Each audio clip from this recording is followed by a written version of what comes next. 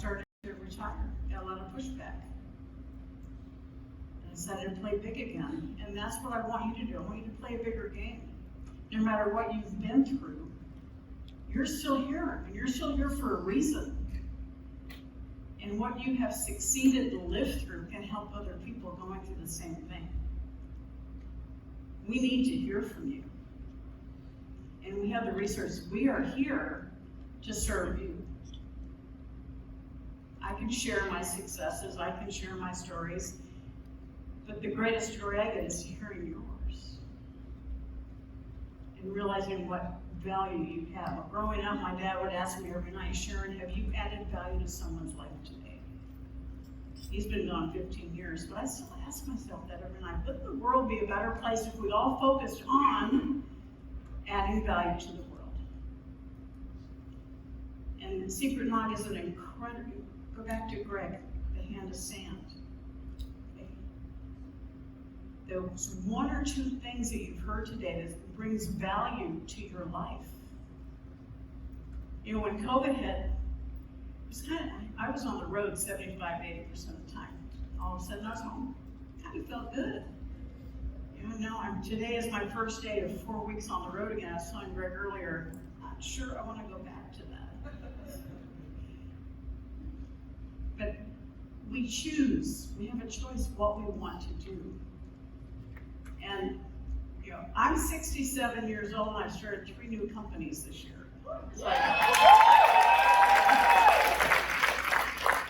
We're still here for a reason.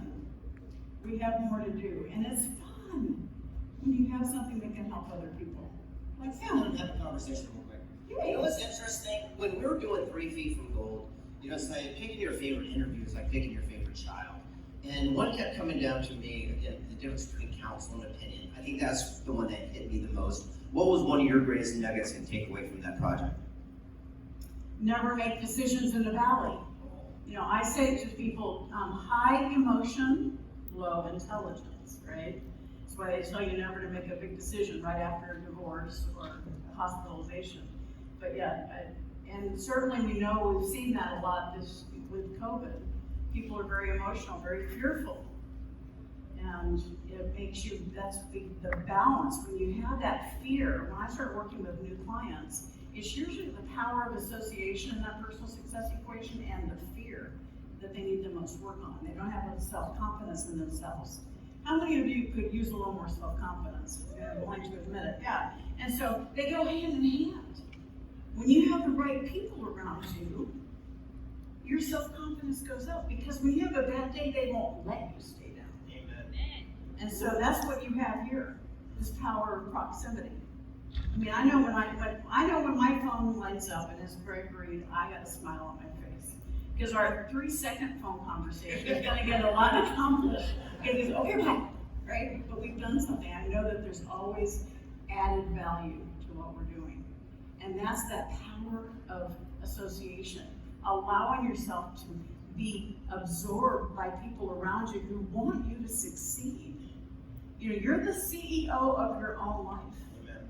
Which means you get to hire the people in your life. But you also have a responsibility to fire a few that aren't helping you, that are holding you back. And what's most exciting, you get to promote people and help them elevate their lives as well. All right, in Think and Grow Rich, the biggest chapter was dedicated to fear. It was called The 6 Goes to Fear. And when Napoleon Hill wrote about 100 years ago, it was like the fear of loss of love was the greatest fear. And I don't think that is today. Whereas the fear of old age, because the life expectancy was 42 years old. So I believe that the fears change. And then Sharon and I sat down and started talking about, well, what are the modern fears? And we kind of went back and forth on this, but the 3 that we came up with was the fear of pain. We do everything to avoid pain. The other one was the fear of the unknown. But the other one, the big one that you and I agreed upon, is the fear of judgment, the fear of criticism. Why is that? The fear of criticism is pervasive in our society today. And I think it's really, you know, it's because the FOMO, fear of missing out, all right? I have a client now that says, JOMO, joy of missing out, is the way we should view it. But the fear of missing out and the social media, I think, you know, I'm very much get tied into suicide prevention, and this month, the suicide prevention month, and so many young people have issues, and I think a lot of it's because they're so readily aware that their friends are together without them and those kinds of things. And it's really important for us to understand how to build that self-confidence. And I tell my clients every day, and I have a daily message. I go, "You are fabulous. God created you perfect, just the way you are." How about a round of applause for that? And it keeps going down to this fear of criticism, fear of judgment. Look, I've never been to Wisconsin, but I guarantee if I was walking around some city there and I tripped over a curb, the first thing I do is like look up to see who saw me, and I don't know them, right? It's our natural reaction to see what people are thinking. And so I find I also realize that no one's really thinking about us. They're dealing with their own life situations, right? I think there's something else too. I think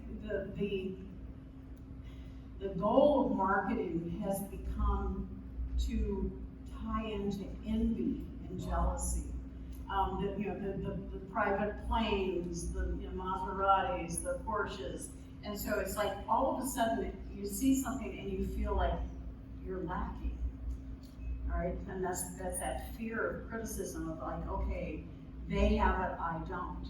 And I want you to turn that around and say, I am fabulous just the way I am, and if I choose to have that, I'm gonna get it. But not have that lacking. There it is right there, right?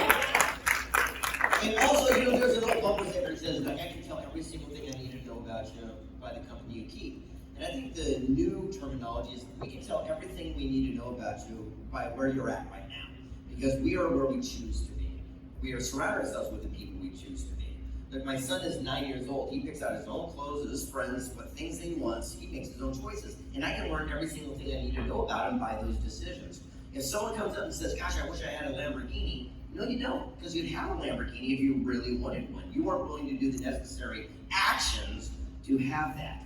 So again, it's the action in the law of attraction that makes our dreams come true. You gotta think it, feel it, get off your backside, you gotta take action, you gotta do it. What's your thoughts? Well, I already know what they are, on action and the importance of not thinking it, but actually doing it. Well, I think it's really important. I think that this is also, sometimes we get paralyzed in what we're doing. We get into a habit of those actions. Our actions are habit formed. And we have to push ourselves out of our comfort zone. And that's, and really allowing yourself to look at every aspect. You just heard a couple of speakers talk about every aspect of your life, your finance, your fitness, your family, your friends, and determine what you want in each of those parts of your life, and then set an opportunity to start working on it every single day. Because when you do something and you can check off a goal that you've achieved, your self-confidence increases. And it's like we haven't needed to do that because we've been, kind of hiding away. Now it's like, get out there. What is it you want in every aspect? Don't ask someone else to tell you what you want. Only you can determine what you want. I almost got blinded by your ring when you were just doing that. That's some bling you got going right there. That's pretty. Your husband must love you. Which one? I mean, that's pretty amazing stuff right there. This is 25 years, and we just celebrated 41. So he's due.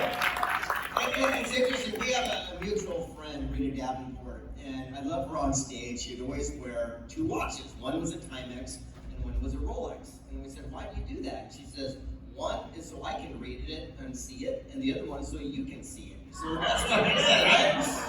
And let me ask you this, when it goes down to self-initiative, you and I went really deep on this when we were doing 3 Feet from Goal, their study program. What's your thoughts on self-initiative and taking action again with what you know you should be doing without being prodded? Well, I believe we all know what we should be doing. The question is whether we allow ourselves to do it. And part of that comes to that self-discipline. And choosing the path that we want. And what happens is we get into this pattern because we're in school and we're taught conformity. And so we're kind of going along with the flow. And if you go back to when you were a child, you're creative, you're curious. Write down the word curious. Right? They play with blocks, they create castles forks out of pillows and blankets. I mean, kids are just so curious, and they, why? And then they get to school and they're taught conformity. And so we end up with a career, and we get comfortable, and that comfort turns into complacency. And then we have a crisis, and our life is thrown into chaos. And how do you get out of that? By becoming curious and creative again. But that comes from within. And so if you want to have that initiative, it comes from inside, initiative inside. Not waiting for someone else to give you the motivation. Let's inspire it from within to take that action by being curious. And also choosing your language. Instead of saying, I can't afford it, which is negative and closes your mind, and you just want to kind of turn off the lights and get under the covers. Say, how can I afford it?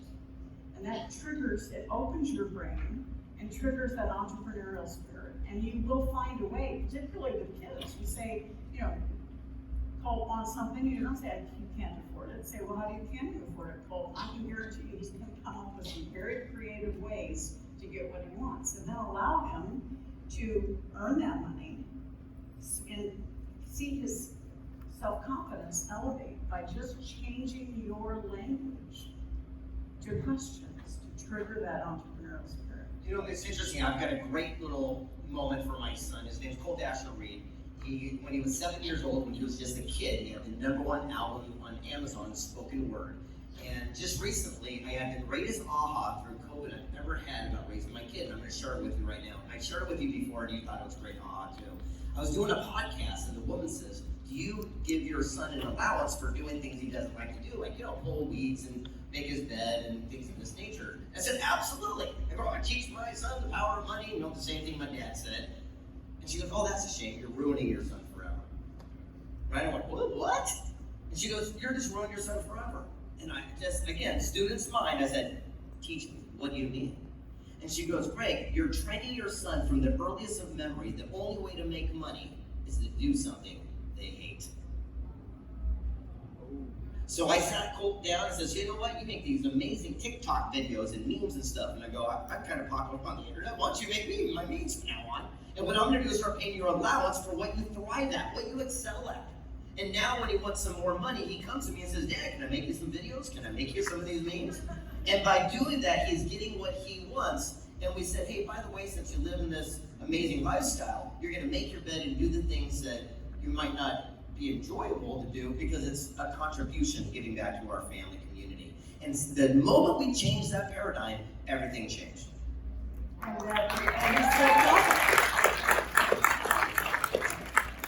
it allows them to be unique, to have their own path. Instead of going with the flow, they can step into that path less traveled, and they realize that they are unique in themselves, and you're showing him value in what he did, so you elevate his self-confidence. Yeah, and he also used it against us, by the way, because he heard Sharon and I talking on a podcast one time, and I remember we were getting ready for a party just recently, and I said, go on, get up there, and you gotta, clean up your room and all this different stuff. And about 30 minutes later, one of his friends in the neighborhood comes downstairs and he has a handful of money. And he gives it to his dad. Says, hey, can you put this in my bank for me? And the dad says, yeah, where'd you get it from? He goes, I got it from Colt. And I said, Colt, come down here. I go, what did you give him money for? He goes, well, I paid him to make my bed, to do my laundry, and clean up my room. He said, I heard you and Sharon talk about it. You work your strengths and hire your weaknesses. I got other stuff to do. So there you go. So is there any parting final words of wisdom you'd like to leave us with? Absorb everything you can over the next few days. And some of it's going to hit you right here. You were talking about legacy. Your legacy is created with every heart you touch every single day. You're creating your legacy right now. And when I launched the Play Big movement after I decided to get back into the game after losing my son, it's really to be #1 in your field. You already are. You're all, as you said, say, I am the expert. I'm the expert. Yes, you are. And I want you to be the authority. So to be #1 in your field, live your legacy, and create maximum impact. Because, if COVID has taught us anything, we are not in control of the things that happen around us. We can only control who we are, what our thoughts are, what our actions are, what our words are. And boy, those are 3 powerful things. So your future is based on that.